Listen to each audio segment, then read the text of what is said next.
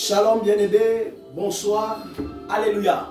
Que le Seigneur te bénisse encore dans ce nouveau numéro Flash évangélique. Aujourd'hui nous sommes dans le livre de Colossiens, le chapitre 3, les versets 20 au verset 22. Je vais rapidement lire. Il est écrit: Enfants, obéissez en toutes choses à vos parents, car cela est agréable dans le Seigneur.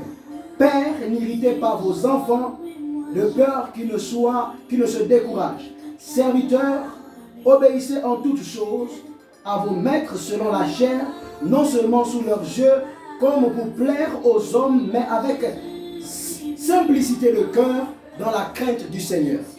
Je t'invite à prendre ce titre, à l'écrire en commentaire.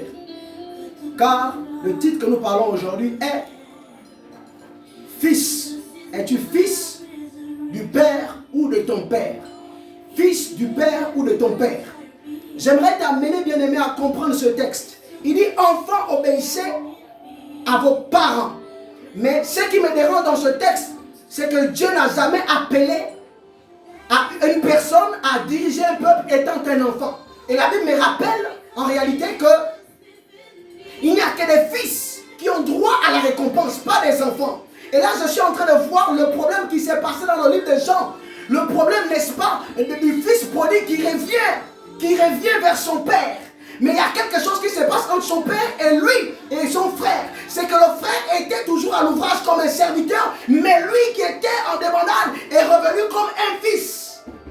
Bien-aimé, tu as le droit d'obéir à tes parents, mais tu n'as pas le droit de désobéir à Dieu. Tu obéis à tes parents tant que tu es enfant, mais quand tu deviens fils, tu obéis à ton Père qui est dans les cieux. Le Père qui est dans les cieux.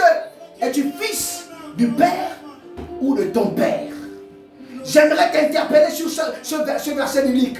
Ton Père peut t'amener à faire des choses, mais le Père t'amène à faire ce qu'il veut. Ton Père peut t'amener à faire sa volonté, mais ton Père, le Père qui est dans le ciel, t'amène à faire ce que tu dois faire. Ton Père est le tuteur sur la terre, mais après que tu sois devenu fils, tu n'es plus citoyen de la terre.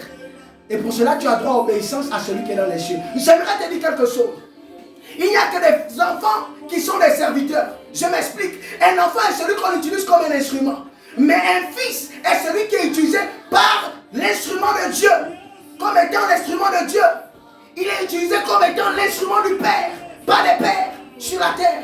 J'aimerais que tu prennes cette sémence. Es-tu fils du Père dans les cieux ou de ton Père?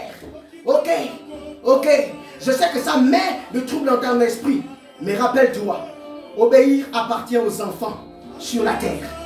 Mais servir et obéir au Père qui est dans les cieux appartient au Fils. Reçois l'onction de Dieu ce soir. Que le Seigneur te bénisse au nom de Jésus-Christ.